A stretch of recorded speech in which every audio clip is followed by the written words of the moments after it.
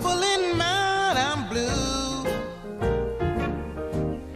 But I won't be blue always, 'cause the sun's gonna shine in my back door someday.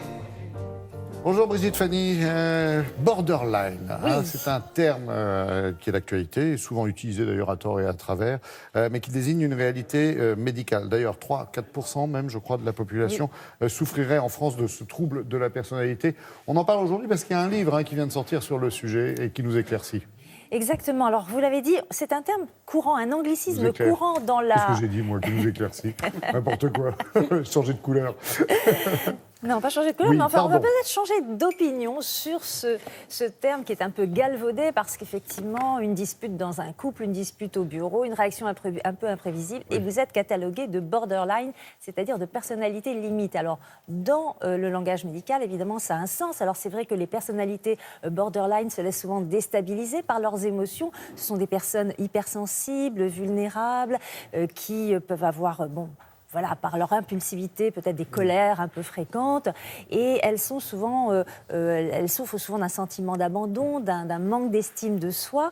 Et quand ces personnalités ne sont pas prises en charge, il peut y avoir des conduites addictives, drogue, alcool, et dans ce genre de troubles, même les tentatives de suicide ne sont pas rares. Et la personnalité borderline, peut-être la plus médiatique, la plus connue au monde, c'est Marilyn Monroe, qui elle-même, dans un texte, se qualifie de borderline. Alors, vous l'avez dit, un livre vient de paraître parce que des spécialistes qui écrivent ce livre dénoncent ce problème fréquent. Beaucoup de personnalités borderline ne sont pas diagnostiquées, sont diagnostiquées à tort bipolaires, sont traitées par des médicaments que l'on donne habituellement à des personnes bipolaires. Et évidemment, le traitement ne marche pas pour elles. Et donc, pour bien diagnostiquer ce trouble, il faut en connaître les causes. On regarde. Je suis étudiante et là je prépare mes épreuves du bac. On m'a diagnostiqué une personnalité borderline il y a 1 an à peu près, quand j'étais à l'hôpital suite à de nombreuses crises d'angoisse. Souvent j'ai très peur de l'abandon, mais que ça soit imaginaire ou pas. Je vais voir un changement dans le comportement d'une personne directement, je vais m'imaginer que je vais la perdre.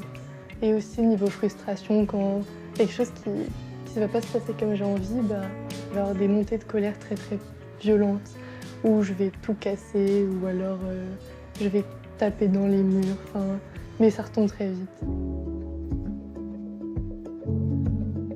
Les causes du trouble borderline sont essentiellement les problématiques d'attachement entre l'enfant et la mère au moment de la naissance ou pendant la toute petite enfance.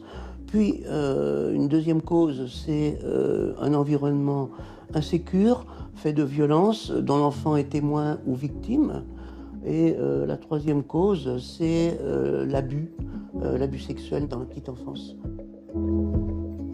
Il y a 2 façons de prendre en charge les patients.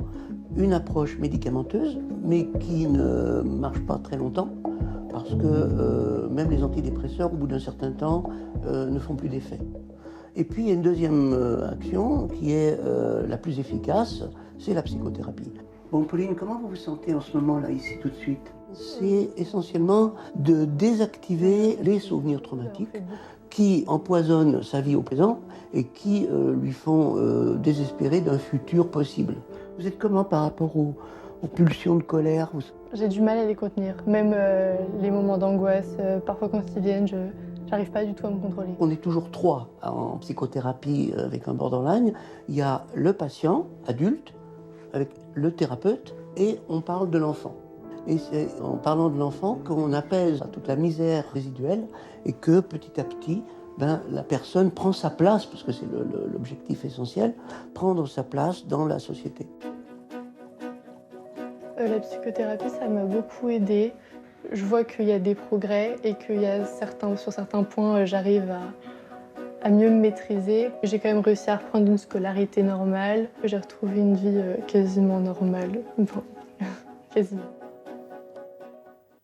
Ah, quand même un message d'espoir. Bien sûr, et ce livre d'ailleurs est un message d'espoir parce qu'il montre que quand on est pris en charge par des professionnels de santé qui connaissent bien ce trouble, eh bien on peut quasiment guérir, en tous les cas bien maîtriser ce trouble de la personnalité. Donc je vous conseille ce livre du docteur Patrick Menu et Pierre Nantas, Le système borderline, et c'est aux éditions L'Harmattan. Merci beaucoup Brigitte Fanny.